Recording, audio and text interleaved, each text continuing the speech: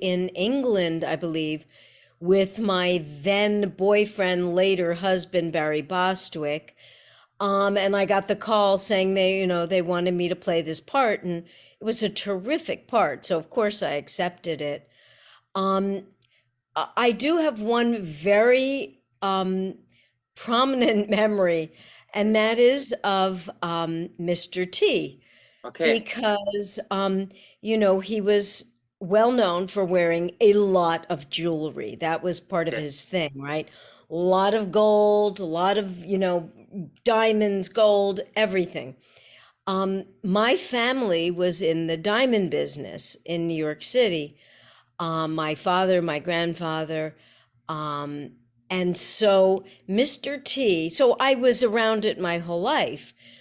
And Mr. T was wearing a rock. When I tell you a rock on his finger, that was, you know, I don't know if it was real or zirconium or whatever, but I actually had the audacity to ask him if it was real.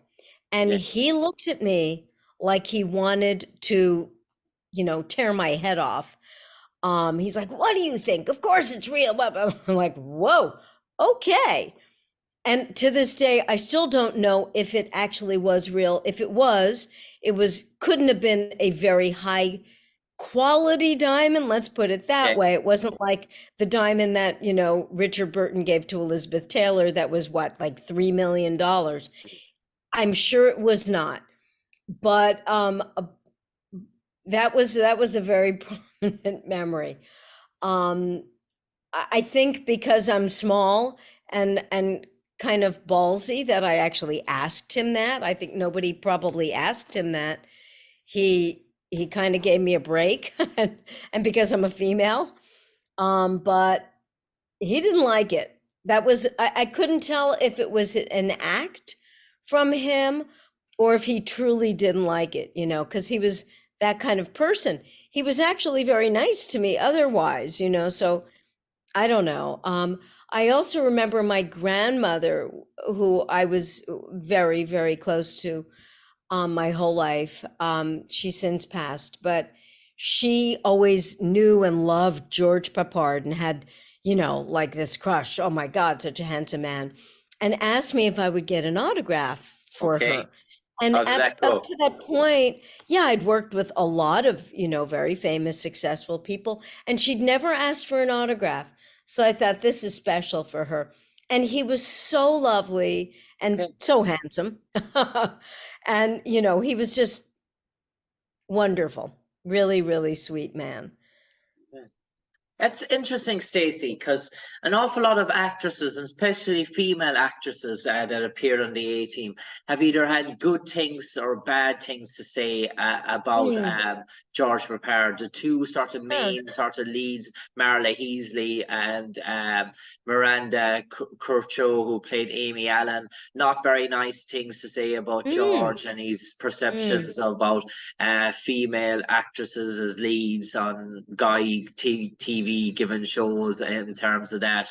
And he was just he didn't really see the sort of the whole diversity of it. He was, this is a guy show, you're the girls, you're just right. here to show off and bring a bit of taste to the camera, and they couldn't understand that sort of thing. But normally your interactions with George so were of a friendly nature. You don't have anything bad to say to him about it. Absolutely. And I would imagine that's because, when I did that episode, I was 25. And he was probably 40, at least Yeah. late 30s. Um, probably mid late 30s. So it wasn't like we were a peer. I had no real big scenes with him. Most of my stuff was with the guy who was my boyfriend and that kind of thing.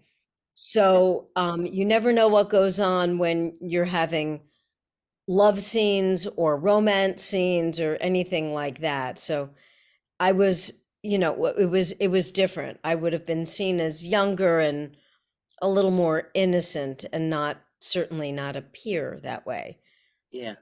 And I suppose, Stacey, much as we've done this an awful lot in terms of to speaking about some of the actors and their memories, and everyone's perceptions of Dirk Benedict is that on set he played this charismatic guy, he played this sort of smooth talker, a ladies' man. But the minute the camera stopped rolling, he was very much an introvert. He kept himself very quiet, very Hmm. shy. Didn't mention a few words. Obviously he'd gone through a rough time with the whole sort of cancer sort of scare as well around that sort of time as well.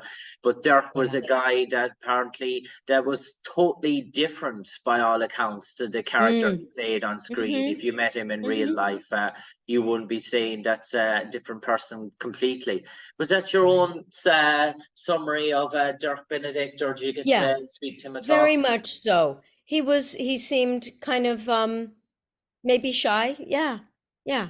He was not very outgoing, and we didn't relate a lot, so no, he seemed lovely once, the cameras were rolling, but yeah, Mm. then I think he was off to his trailer. Yeah. So, Don't yeah. take offense. He seemed to be like that with everyone. That was just his Yeah, right. personality. But then you had the most intellectual man, a man who could speak a mile a minute, who could speak about absolutely everything, loved by all the crew, cast, everyone who met him always had a nice things to say about him. A man that could talk about something that was down the grocery shop or something that was on the news was Dwight Schultz, in terms of Murdoch, the character who played Murdoch. He seemed Mm, to be a mm-hmm. guy that everyone who said, can meet a more friendly, nicer man who's just so polite and just has a word to say, a good word to say about everyone, no matter what the role was, whether it was a small one liner or a thing, he treated Right. everyone the same. Was that your own experience of Dwight Schultz? Very much so. We're very consistent here, aren't we? Yeah, yeah, yeah, Yeah, yeah, yeah, he was lovely. He was lovely. yeah, yeah, yeah. And Very, very, very nice person, like a good yeah, person. Yeah. yeah, that seems to be the common sort of trend about Dwight, I know, in terms of what everyone was saying. And I suppose the A Team, in terms of its role in the 1880s, it was very much testosterone driven. It was a guy show, macho man, this sort of guys crusade against the sort of world. And dare I Yep. say, some of the actresses that came in were a bit of eye candy for the sort of the demographic, the male audience. That was their core from 18 to 28, the sort of diehard sort of fans.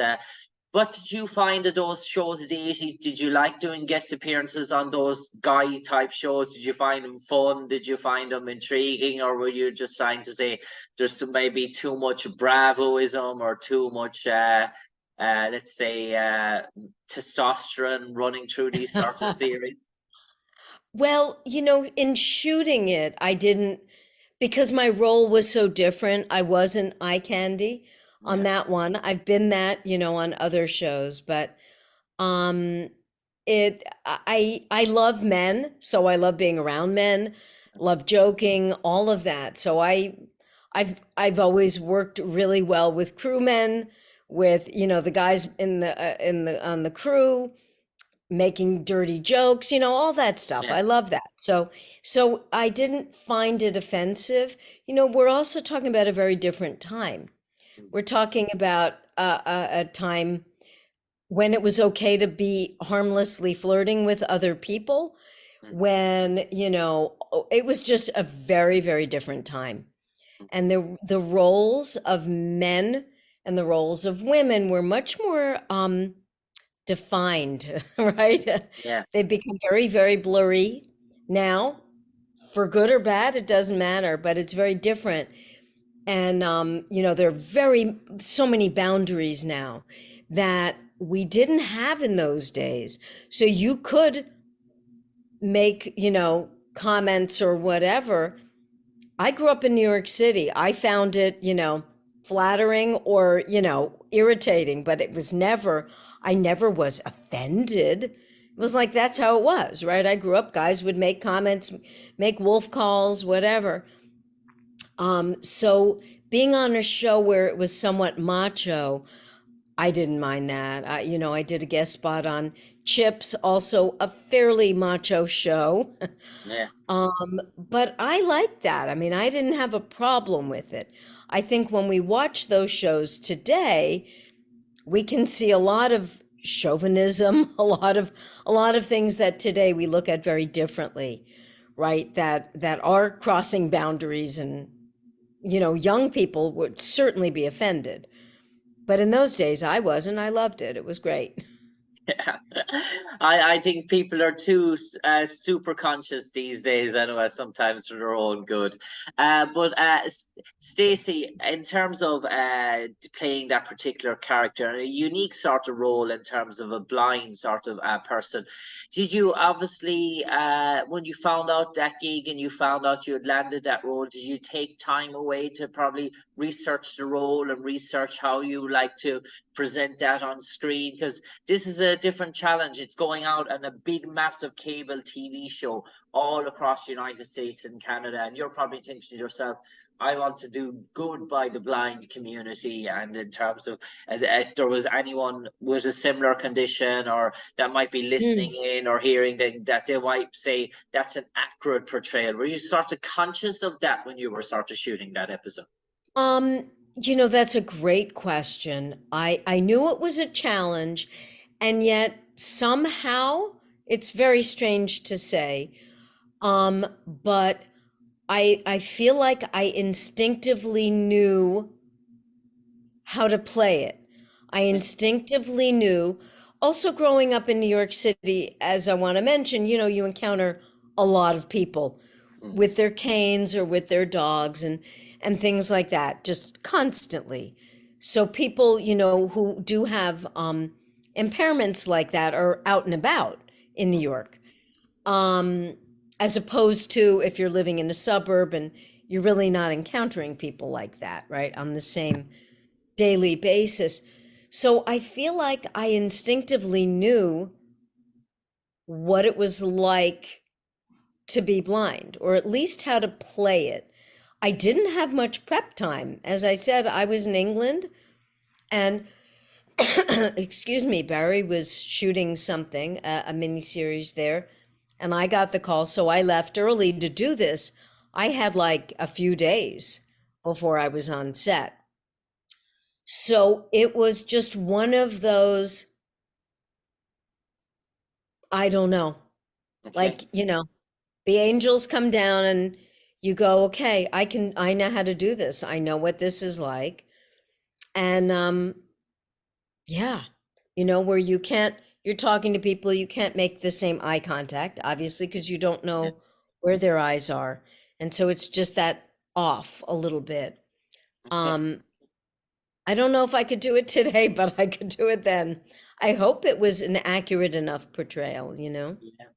And Stacey, in terms of Stephen Cannell productions throughout the 80s and 90s, was it a regular occurrence when you landed on one Stephen Cannell production that you did five or six of them, and in terms of guest appearances, or was this your only appearance on a Stephen Cannell production? Another really good question. I think that was my only one. Okay, I, okay, I believe it was, unless he did Crazy Like a Fox or Hunter, or I think it was my only one. okay. Yeah, And he's a did you meet wonderful Stephen? producer. Did you meet He Stephen? was. Yeah, did you meet No, Stephen? No, no. I did not. I did not. But my boyfriend before, my fiance before I met Barry was Perry King, who Okay. wound up doing, wasn't his show that he did, um, oh God, I'm totally blanking on what it was called. It was in from 84 on, with, I'm totally blanking on the name. Hill Perry Street was King. it? What was the show? It was two guys and they were on a boat in Florida, and it was, it was a Stephen Cannell show though. Oh, What was it? uh, Totally Kramer, blanking on it. Kramer and Kramer was it, or No, no, no. It'll come to me, of course, yeah, when we hang up. no problem, no problem. Anyway, he was Uh, a wonderful producer, Stephen Cannell. do you Really. remember? Do you remember anything, Stacey, during an awful lot of the fun stories and memories that we hear from the A Team was maybe during lunchtime on set, or when people were sitting around eating with other cast members, and there were sort of jovial moods or something to do with Mr. Yeah. T or prepare. Do you have any stories that you can remember from lunchtime on set of the A Team? Wow. I truly do not Not. Okay. remember. I'm sorry. Yeah, because that is usually the fun time. Yeah. It was a really good set. I mean, I didn't pick up on any kind of animosity from the actors with each other, which can happen, you know, where men get in pissing contests and things like that. No, it was a really good experience. As I said, except that moment with Mr. T. Yeah. And I suppose, Stacey, in terms of the A Team, it's revered for its stunt team that it had on the A Mm. Team. And obviously, you would have been heavily featured in that episode, Waste 'em. So, when the camera wasn't on you or started rolling, did you get to see some of the stunts first, close up firsthand, or some of the stunt I did. doubles? And when you started taken back by how slick, how smooth it was? Oh yeah, the stuntmen on all these shows are truly remarkable human beings. They're crazy. They do absolutely insane, crazy things. And you know, most of the time, thank God they don't get hurt. I did work on a TV movie where somebody did get badly hurt, very bad. But most of the time that doesn't happen. So yeah, that there were some pretty cool car crashes, things like that on the show. And, you know, yeah, it's always fun to watch that. And I suppose, Stacey, the A Team back in 1985, it was a big, massive deal at this time. Season three was probably Hmm. nearing its height of its popularity. Was that a massive role for you to get at your stage of your career? And did it Um, open up further opportunities for you having a credit on the A Team, do you think? Leaving this I time? wish I could say that it did. Hmm. At that time, before that, before I got, excuse me, with Barry, um, I was with Creative Artists Agency and all that. I was doing a lot of feature films and pilots and things like that. So, you know, for me, it didn't open up anything, but it would have been nice if it did, but it didn't. And Stacey, before we last question now, and I just want to drift off about the current sort of day to day in terms of your own sort of scenario. But did you ever get to work with any of those cast members again throughout your career after you finished on the A Team? Was that the last time you ever worked with Peppard or Benedict or Mr. T? Did you ever get to cross paths with them again? I never did, unfortunately. Yeah, never got to Okay. work with them again. Okay. And what does the current day present climate look like for Stacey Nelkin at the moment? How are you keeping busy? How are you keeping active? What is the current day-to-day sort of regiment in your life at the moment? Yeah, well, first and foremost, I'm a mother of three kids, all in college, one in grad school. And I'm a full-time substance abuse counselor. Okay. So I work at a local hospital here, at a place where people go after they've detoxed and they come to us and they live there for 2 weeks. And I love it. It's very rewarding. I love it.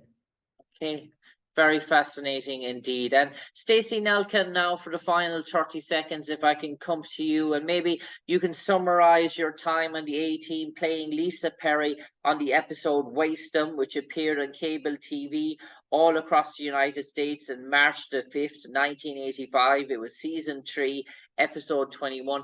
If you could summarize your experience on the A Team in 2 sentences, what would you like those 2 sentences to read? It was an amazing part. I was honored to get to play that. And it was a really good experience overall. Okay. On that note, Stacey Nelkin, from me, Jim Conlan, thanks for appearing on this week's episode of the 18 Good Guys, Bad Guys documentary. No doubt the 80s, in terms of the 18, you're always attached to it. You're part of the franchise, dare I say, at the moment. But for the moment, from me, Jim Conlan, to you, Stacey Nelkin, stay safe, take care, and God bless, man. You too. God bless. Thanks for having me. Be well. Cheers, Stacey. Take care. Cheers. Bye-bye.